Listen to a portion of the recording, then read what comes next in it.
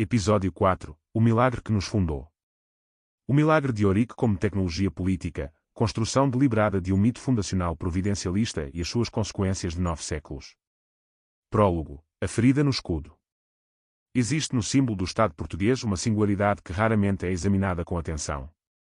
O brasão de Portugal, com as suas 5 quinas dispostas em forma de cruz sobre fundo branco, cada quina contendo 5 besantes ou pontos brancos igualmente dispostos em cruz, é, na interpretação teológica que lhe é atribuída desde o século XV, a representação das 5 chagas de Cristo. As feridas que os pregos e a lança infligiram ao corpo crucificado. As marcas físicas da paixão. Portugal carrega no seu escudo de Estado, e por extensão na sua bandeira nacional, a iconografia da tortura e morte de um Deus. Esta é, no contexto das vexillologias e heráldicas modernas, uma exceção de rara intensidade. As bandeiras dos Estados modernos tendem para a abstração geométrica, para a representação animal ou vegetal, para as cores simbólicas. A bandeira portuguesa é teologia.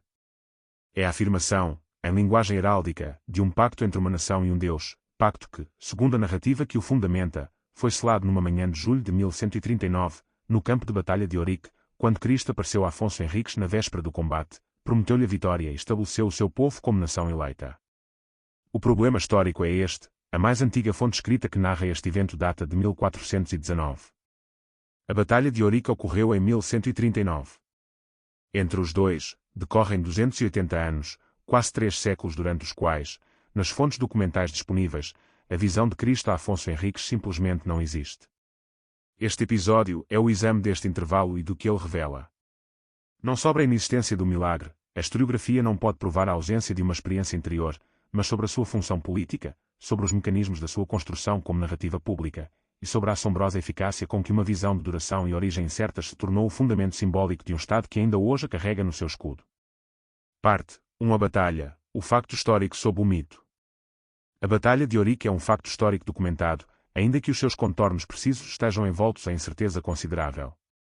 Em 25 de julho de 1139, data que as fontes medievais associam ao evento, embora com alguma variação, Afonso Henriques, conde de Portugal que nesse momento estava a consolidar o seu poder e a afirmar a sua independência em relação ao Reino de Leão, travou uma batalha vitoriosa contra forças almorávidas algures no sul do território que controlava.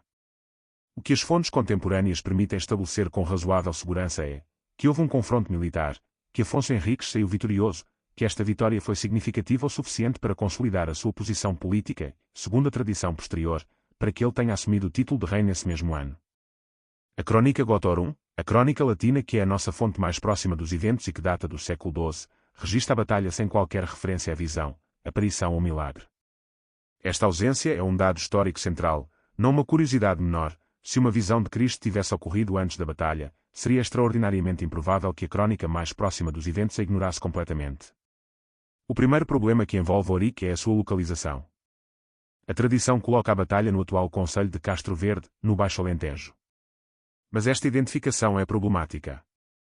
Ângela Beirante, em estudos sobre a história medieval do Alentejo, questionou esta localização com base em análises de documentação medieval e de topografia histórica, propondo que o local da batalha pode ter sido significativamente diferente do que a tradição indica. O debate permanece em aberto, a historiografia contemporânea não chegou a um consenso sobre a localização exata, e a monumentalização do sítio de Campo de Auric, com a sua coluna comemorativa e os rituais de memória que lhe estão associados, baseia-se numa tradição mais do que numa certeza arqueológica ou documental. Esta incerteza sobre a localização não é trivial. Se o lugar onde o milagre teria ocorrido não pode ser identificado com segurança, a narrativa que dele depende, e que inclui a aparição de Cristo especificamente naquele lugar, naquele campo, antes de uma batalha, perde um dos seus ancoradores materiais mais evidentes. Parte 2. O silêncio das fontes, 280 anos de ausência. O argumento histórico mais sólido contra a autenticidade imediata do milagre de Auric como evento relatado contemporaneamente é o silêncio das fontes dos séculos XII e XIII. A Chronica Gotorum é uma crónica latina composta em Portugal, em ambiente clerical, provavelmente na segunda metade do século XII, portanto, aproximadamente contemporânea da vida de Afonso Henriques, que morreu em 1185. Registra os principais eventos do reinado com a sobriedade típica das crónicas latinas medievais: batalhas, conquistas territoriais, relações com o papado, casamentos dinásticos. A Batalha de Auric aparece referida. A visão de Cristo não aparece. Este silêncio é significativo porque se deve contextualizar. A cultura clerical medieval era extremamente receptiva aos milagres e às visões. As crónicas eclesiásticas medievais registram com entusiasmo qualquer evento sobrenatural que pudesse ser usado para glorificar um rei, uma causa ou uma instituição. A ausência de registro de uma visão de Cristo ou um rei cristão na véspera de uma batalha decisiva, num documento produzido por clérigos, para clérigos, numa época que valorizava exatamente esse tipo de narrativa, não pode ser explicada por indiferença ou descuido. É a ausência que fala. A situação das fontes dos séculos XII e XIII é consistente. Afonso Henriques aparece como um guerreiro cristão cujas vitórias são atribuídas à providência divina em termos genéricos, como era convencional para os reis medievais, mas sem a narrativa específica da aparição de Cristo e do estabelecimento de um pacto com a nação portuguesa. Os documentos de chancelaria do período, as doações e os privilégios régios que habitualmente invocam justificações divinas para a ação régia, não contêm nenhuma referência à visão de Eurique. O historiador Luís Cruz, cuja obra A Concepção Nobiliárquica do Espaço Ibérico, 1994, é um dos estudos mais rigorosos sobre a construção da memória histórica medieval portuguesa, documentou extensamente este processo. Para Cruz, a narrativa providencialista portuguesa foi elaborada de forma progressiva e cumulativa ao longo dos séculos XII a XV, respondendo a necessidades políticas específicas de cada momento. Não houve um único ato de criação do mito, houve um processo de sedimentação, em que cada crise acrescentou uma camada à narrativa, até que a Crónica de 1419 a fixou numa forma relativamente estável. A Crónica de Portugal de 1419 é a primeira fonte onde a visão de Cristo a Afonso Henriques aparece narrada com algum detalhe. A distância temporal entre o evento e o seu primeiro registro escrito é de 280 anos, um intervalo que, nos padrões da crítica das fontes históricas medievais, coloca sérias restrições à capacidade de extrair informação fiável sobre o que efetivamente aconteceu. Um registro de 280 anos é, por si só, suficiente para ter sido inteiramente fabricado, para ter sido amplamente transformado a partir de um núcleo histórico menor, ou para refletir uma tradição oral que pode ter conservado elementos reais com deformações significativas. Parte 3. A tradição oral, a questão que a historiografia não fechou. A questão que permanece genuinamente em aberto na historiografia, e que este episódio deve tratar com a honestidade intelectual que a sua abertura real exige, é a seguinte: existia uma tradição oral sobre a visão de Eurique anterior à Crónica de 1419, ou o mito foi criado de raiz nesse momento? Esta questão não pode ser respondida com certeza a partir das fontes disponíveis. A ausência de registros escritos antes de 1419 não prova que não existia tradição oral. As culturas medievais transmitiam enormes quantidades de informação por via oral que raramente chegava a textos escritos. Por outro lado, a ausência de qualquer alusão ou referência oblíqua nas fontes escritas dos séculos XII e XIII, mesmo nas que seriam receptivas a narrativas miraculosas, é um sinal de que, se existia tradição oral, ela era de alcance muito limitado ou de formação tardia. António José Saraiva e Oscar Lopes, na sua História da Literatura Portuguesa, uma obra de referência que, apesar das suas décadas, continua a ser um ponto de partida legítimo para a compreensão do contexto literário medieval português, sublinham que as crónicas medievais portuguesas do século XV, incluindo as de Fernão Lopes, trabalham com material de diversa proveniência, documentos de arquivo, tradições orais, textos anteriores e, inevitavelmente, interpolações e elaborações do próprio cronista. Distinguir estas camadas é um trabalho crítico que a filologia medieval portuguesa tem vindo a desenvolver, mas que está longe de concluído para todos os textos relevantes. O problema específico da tradição oral sobre Eurique é que, mesmo que existisse antes de 1419, a sua forma antes desse momento é irrecuperável. Podemos apenas dizer que a Crónica de 1419 é o momento em que a narrativa entra no registro escrito e começa a circular com a autoridade documental. O que havia antes, se havia alguma coisa, pertence ao domínio da especulação controlada, não da evidência histórica. Alguns investigadores, como Artur de Magalhães Basto nos seus estudos sobre as crónicas medievais portuguesas, propuseram que o núcleo da narrativa pode ter uma origem mais próxima dos eventos, possivelmente uma tradição clerical vinculada ao mosteiro de Santa Cruz de Coimbra, onde Afonso Henriques foi sepultado e onde a memória régia era cultivada. Esta hipótese é plausível, mas não demonstrável com as fontes disponíveis. Parte 4. A construção progressiva, como um mito ganha forma. Para compreender o milagre de Eurique como tecnologia política, é necessário acompanhar a sua construção progressiva ao longo dos séculos, um processo que Luís Cruz documentou com particular rigor e que permite ver o mito não como uma narrativa fixa mas como um organismo vivo que se adaptou às necessidades de cada época. No século XII, a narrativa disponível sobre Afonso Henriques é a de um guerreiro cristão cujas vitórias glorificam a fé. É o enquadramento providencialista genérico, o tipo de legitimação teológica que toda a monarquia medieval reclamava para si. Não há nada de específico, nada de singular que distinga Portugal das outras monarquias cristãs em formação na Península Ibérica. No século XIII, com a consolidação do reino e a definição das fronteiras terrestres definitivas com a conquista do Algarve em 1249, começa a emergir uma necessidade de diferenciação identitária mais precisa. Portugal é o mais ocidental dos reinos ibéricos, o mais pequeno, o que tem menos justificação geopolítica óbvia para a sua existência separada de Castela. Esta insegurança identitária começa a gerar uma procura de narrativas que afirmem a singularidade providencial de Portugal, a ideia de que Portugal existe porque Deus quis que existisse, que tem um papel específico no plano divino que justifica a sua independência. O século XIV acelera este processo. A crise dinástica de 1383 a 1385, que opôs a Casa de Avís à candidatura castelhana ao trono português, foi o momento de maior ameaça à existência de Portugal como entidade política independente desde a sua fundação. A vitória de Dom João I em Aljubarrota, 1385, precisou de legitimação narrativa intensa. Tinha sido eleito pelo povo, não era de sangue régio direto, tinha derrotado o herdeiro legítimo pela força das armas. Fernão Lopes, o cronista que narrou estes eventos e que é amplamente reconhecido como o maior historiador medieval português, elaborou uma interpretação providencialista das guerras fernandinas e da Revolução de Avis que necessitava de uma fundação histórica adequada. O milagre de Ourique, a ideia de que Portugal nasceu de uma promessa divina, que a nação era eleita desde a sua origem, oferecia exatamente essa fundação. No século XV, com a expansão marítima e a necessidade de justificar a presença portuguesa em África, na Ásia e nas Américas como missão civilizadora e cristã, a narrativa providencialista atingiu a sua forma mais completa. Gomes Yanes de Zurara, cronista das conquistas africanas, elaborou uma teologia da expansão que colocava Portugal como instrumento da vontade divina, o povo eleito para levar o Evangelho ao mundo. Esta teologia precisava de uma origem correspondente à grandeza da missão, e Ourique fornecia o momento fundador em que Deus tinha escolhido Portugal para esse papel. A Crónica de Portugal de 1419 cristaliza esta narrativa numa forma relativamente estável. Cristo aparece a Afonso Henriques na véspera da batalha, anuncia a vitória, pede que a memória da sua paixão seja inscrita no escudo do rei, e declara Portugal como nação eleita com um destino providencial. É um texto de uma eficácia simbólica notável, compacto, memorável, teologicamente coerente, dramaticamente eficaz. É, em suma, a forma que o mito fundacional precisa de ter para funcionar. Parte 5. O brasão, a teologia gravada em metal. Nenhum elemento da narrativa de Ourique tem uma presença mais constante e mais cotidiana do que o brasão, por extensão, a bandeira.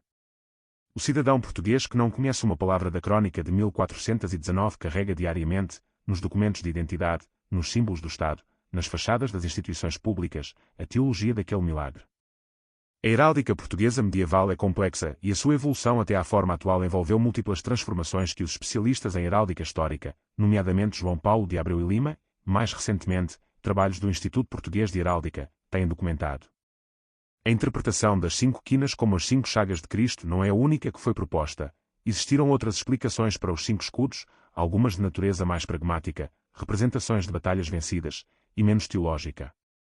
Mas a interpretação teológica, que liga as quinas às chagas de Cristo e cada conjunto de 5 besantes à ferida específica de cada mão, cada pé e o lado, é que se tornou dominante, é que a tradição transmitiu e a que a iconografia oficial adotou como canónica.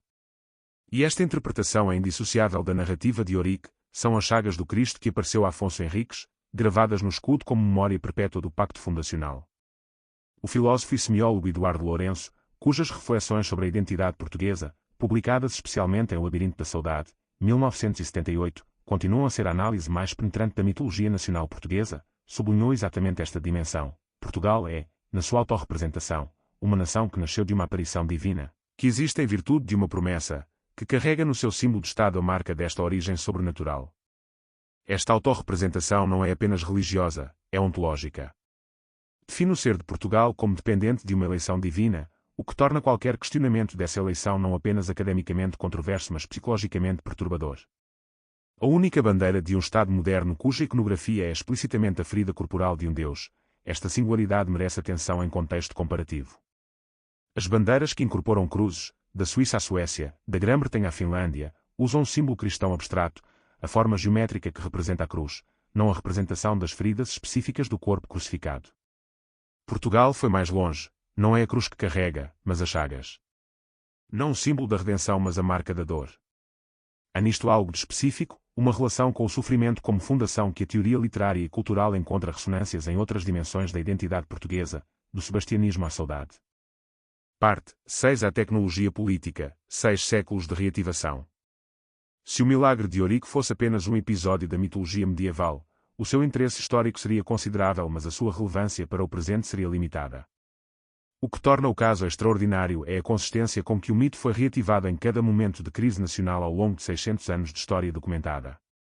Este padrão de reativação é o que justifica chamá-lo de tecnologia política. Não é apenas um mito, é um instrumento que funciona, que foi conscientemente usado por agentes políticos em momentos específicos para produzir efeitos políticos documentáveis. A primeira grande reativação documentada é a do período filipino, a União Ibérica entre 1580 e 1640, durante a qual Portugal perdeu a sua independência e ficou sob a coroa espanhola dos Habsburgo. Este período de dominação estrangeira gerou uma das mais intensas afirmações de identidade nacional que a história portuguesa conheceu. A narrativa do Portugal eleito por Deus, destinada a uma missão providencial única, que existia por vontade divina e não por contingência política, em suma, o complexo mitológico de que Eurico era o núcleo, tornou-se o argumento central da resistência identitária portuguesa à assimilação castelhana. Frei António Brandão, responsável pela continuação da monarquia lusitana, e outros cronistas do período filipino elaboraram e amplificaram a narrativa providencialista com urgência diretamente proporcional à ameaça que sentiam. O sebastianismo, a crença no retorno do rei morto em Alcácer Quibir como salvador da nação, articulou-se com a narrativa de Eurico para criar um sistema mitológico coerente. Portugal tinha sido fundado por uma promessa divina, tinha sido guiado pela providência através de séculos de glória imperial, e seria restaurado por um milagre igualmente divino que devolveria o rei e a missão. A restauração de 1640, quando o Duque de Bragança foi aclamado rei como Dom João IV após 60 anos de domínio Habsburgo, foi narrada e legitimada nos seus momentos iniciais precisamente através desta linguagem providencialista. Os manifestos, os sermões e os textos políticos que acompanharam a restauração da independência invocaram Eurico como prova de que a existência de Portugal era vontade divina que nenhuma contingência histórica podia apagar permanentemente. Dom João IV era o continuador de um pacto que começara em 1139. A independência restaurada não era um ato político, era um ato da providência. Este padrão de reativação em momentos de crise repete-se com uma consistência notável. No século XVIII, quando o Marquês de Pombal tentou modernizar Portugal segundo linhas iluministas e entrou em conflito com os jesuítas, o debate sobre Eurico, sobre a autenticidade histórica do milagre e sobre o papel da Igreja na sua transmissão, tornou-se um campo de batalha ideológico. Pombal, que expulsou os jesuítas em 1759, contestou a historicidade de Eurico como parte do seu programa de crítica ao poder clerical. Os defensores da Igreja e da narrativa tradicional responderam defendendo o milagre. O que era formalmente um debate histórico era, na prática, uma luta pelo controle da narrativa fundacional do Estado. O caso do Estado Novo é o mais documentado e o mais perturbador, porque é o mais recente e o mais deliberado. Salazar e os seus ideólogos, nomeadamente António Ferro e os colaboradores da propaganda do regime, usaram a narrativa providencialista portuguesa, com Eurico como fundação, de forma sistémica e consciente.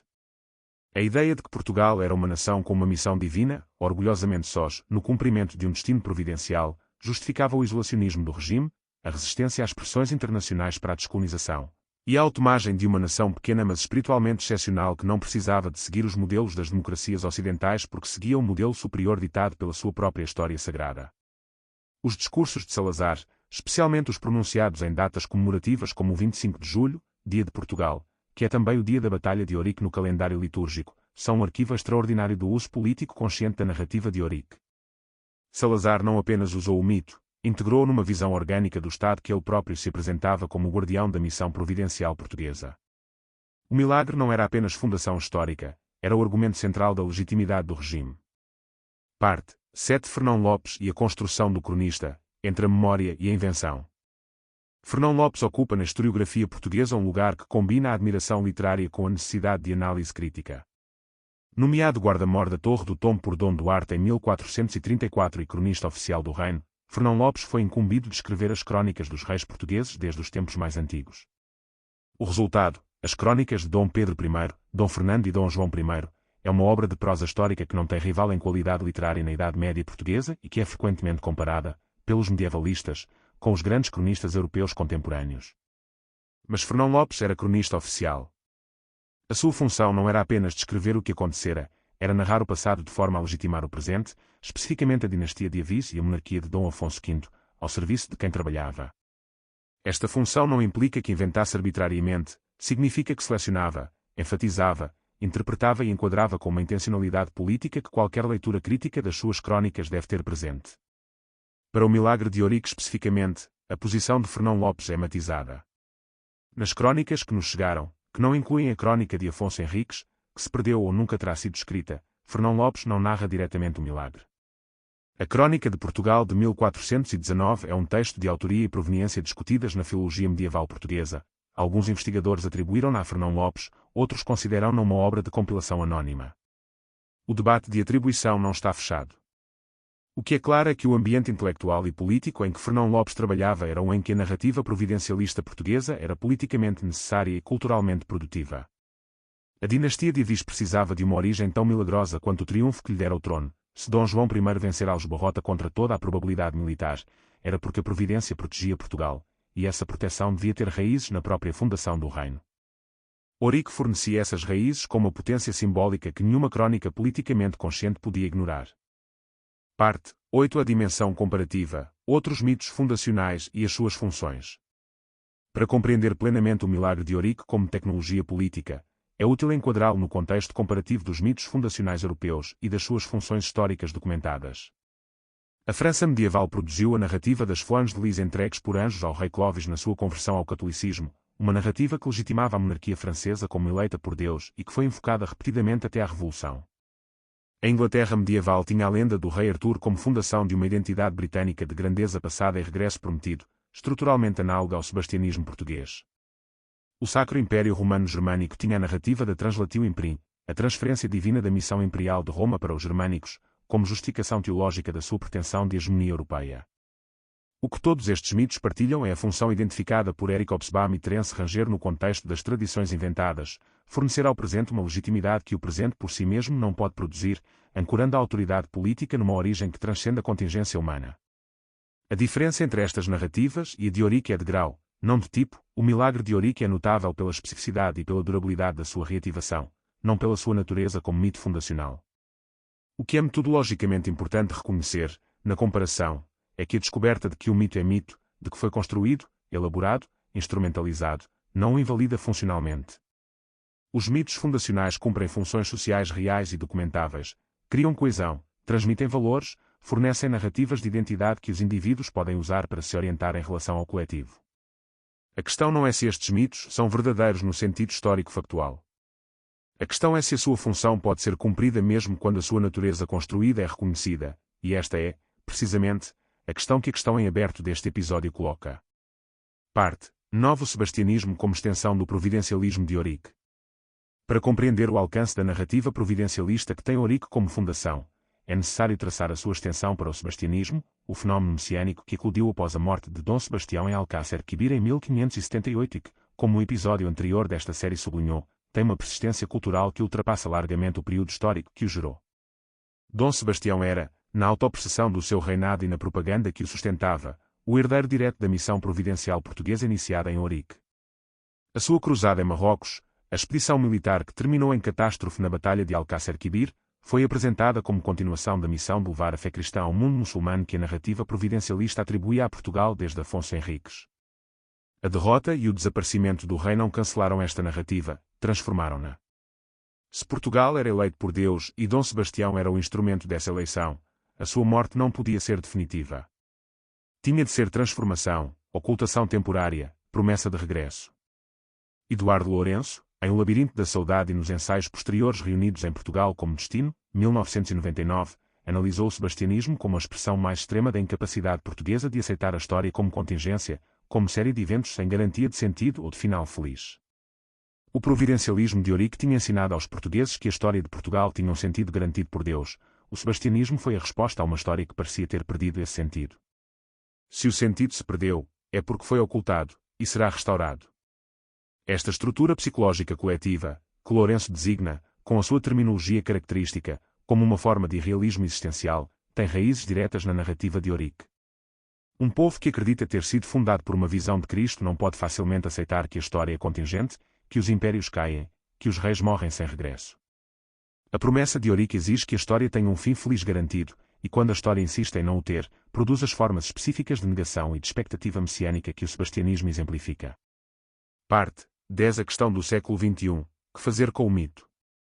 No século XXI, o milagre de Eurico tem uma relação com a consciência histórica portuguesa que é, para usar uma palavra precisa, ambivalente. A maioria dos portugueses escolarizados sabe que a narrativa do milagre tem problemas históricos, que o intervalo de 280 anos entre o evento e o seu registro é significativo, que a Crónica Gotor 1 não menciona a visão. Mas poucos confrontam diretamente o que esta consciência implica para a relação com o brasão nacional, com o 25 de julho como Dia de Portugal, com a narrativa de uma missão providencial que continua a aparecer em discursos políticos e em representações culturais. A posição metodologicamente honesta, e a mais difícil de sustentar no plano emocional, é reconhecer que os mitos fundacionais não precisam de ser historicamente verdadeiros para terem valor cultural real. As funções que o milagre de Ourique cumpriu ao longo de 6 séculos, coesão identitária, resistência à dominação estrangeira, mobilização em momentos de crise, são reais independentemente da historicidade da visão. Uma nação pode, em teoria, honrar o seu mito fundacional como narrativa que diz algo verdadeiro sobre o que o povo quer ser, mesmo sem ser factualmente verdadeira no sentido histórico-empírico. O problema surge quando o mito é tratado como facto, quando a distinção entre o nível simbólico e o nível histórico se colapsa, quando a crítica histórica ao mito é recebida como ataque à identidade nacional. Neste caso, o mito deixa de ser uma ferramenta ao serviço da comunidade e passa a ser uma prisão que impede a comunidade de se relacionar honestamente com a sua própria história. O uso que Salazar fez do providencialismo de Ourique é o exemplo mais claro deste perigo. A narrativa da nação eleita, da missão sagrada, do destino providencial singular foi usada para justificar o isolacionismo, a resistência à descolonização e a repressão interna de qualquer voz que questionasse o destino de Portugal tal como o regime o definia. A teologia de Ourique tornou-se o instrumento de uma ditadura, não porque o mito seja intrinsecamente autoritário, mas porque mitos que não podem ser questionados são ferramentas excepcionalmente úteis para os que não querem ser questionados. Parte 11 grau de certeza, a cartografia da evidência. Com alto suporte académico e sem controvérsia significativa entre os especialistas, a Batalha de Ourique de 25 de julho de 1139 é um facto histórico documentado. A Crónica Gotor 1, fonte contemporânea do evento, não contém qualquer referência a uma visão ou milagre. A primeira fonte escrita que narra o milagre data de 1419. Com um intervalo de 280 anos em relação ao evento, o milagre foi progressivamente elaborado entre os séculos XII e XV em resposta a necessidades políticas específicas. O mito foi conscientemente instrumentalizado durante a dominação filipina, na restauração de 1640 e durante o Estado Novo. Em debate académico com posições divergentes, a questão da autoria da Crónica de Portugal de 1419, a possível existência de uma tradição oral anterior a esse texto, a localização exata da Batalha de Ourique, a interpretação heráldica das 5 quinas como chagas de Cristo, que é a interpretação dominante mas não a única que a história da heráldica registra. Especulativo com fundamento analítico, a análise do sebastianismo como extensão psicológica do providencialismo de Ourique, conforme proposta por Eduardo Lourenço, é uma interpretação culturalmente influente e intelectualmente rica, mas opera no domínio da hermenêutica cultural e não pode ser validada ou refutada com os métodos da historiografia positivista. Fora do âmbito da análise histórica, a questão da ocorrência efetiva de uma visão ou experiência religiosa de Afonso Henriques. A historiografia não tem métodos para responder a esta questão, e a sua ausência dos registros contemporâneos é evidência de ausência de registro, não de ausência do evento. Epílogo, a ferida que nos sustém. Voltemos ao brasão. Às 5 chagas. A ferida no escudo. Há uma leitura da iconografia das quinas que a análise política deste episódio não esgota, e que é, talvez, mais reveladora do que a análise política por ser menos intencional. Portugal carrega no seu símbolo de Estado não a vitória, mas a ferida. Não a glória da ressurreição, mas o momento da morte violenta. Não a coroa de ouro mas os buracos no corpo.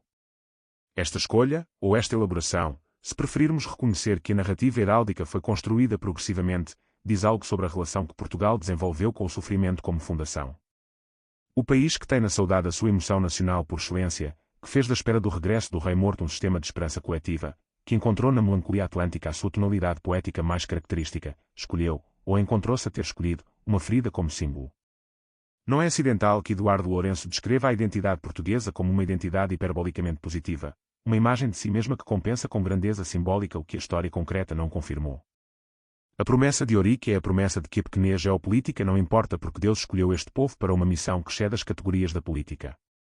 A ferida no escudo é a prova dessa escolha, somos o povo do Cristo ferido, e a ferida é a marca da eleição. Esta psicologia coletiva tem uma beleza específica, e um perigo específico. A beleza é a de qualquer narrativa que transforma o sofrimento em significado, que encontra na derrota a semente da grandeza, que sustém a dignidade quando os factos insistem em serem dignos. O perigo é o de qualquer narrativa que se torna imune à crítica porque a crítica parece atacar o sagrado, e que, ao tornar-se imune, deixa de poder aprender com a experiência. A questão que este episódio deixa em aberto: carregamos na nossa bandeira a teologia de uma visão que pode nunca ter acontecido. O que é que isso nos diz sobre a relação entre verdade histórica e identidade nacional? Não tem uma resposta certa. Tem, em vez disso, uma série de escolhas. Podemos continuar a tratar o mito como facto, o que é intelectualmente desonesto mas emocionalmente confortável. Podemos desmistificá-lo completamente, o que é intelectualmente honesto mas culturalmente destrutivo. Ou podemos aprender a habitar o mito sabendo que é mito. A reconhecer a ferida no escudo como a narrativa que o povo português construiu sobre si mesmo, nem verdadeira nem falsa no sentido que importa, mas reveladora da forma como escolhemos ver a nossa própria origem. Uma identidade capaz de dizer: o nosso mito fundacional é uma construção de 6 séculos, e portanto é genuinamente nosso, foi feito por nós, para nós, e diz algo real sobre quem queremos ser, é mais robusta do que uma identidade que precisa de defender a historicidade de uma visão de que não há testemunha. As feridas no escudo não precisam de ter ocorrido em 1139 para serem verdadeiras, são verdadeiras porque um povo as escolheu como símbolo de si mesmo, ao longo de 6 séculos de histórias de sofrimento e de esperança, de impérios construídos e perdidos, de reis desaparecidos e esperados. São verdadeiras como são verdadeiros todos os mitos que sobrevivem ao tempo, não porque descrevem o que aconteceu, mas porque descrevem o que continuamos a ser.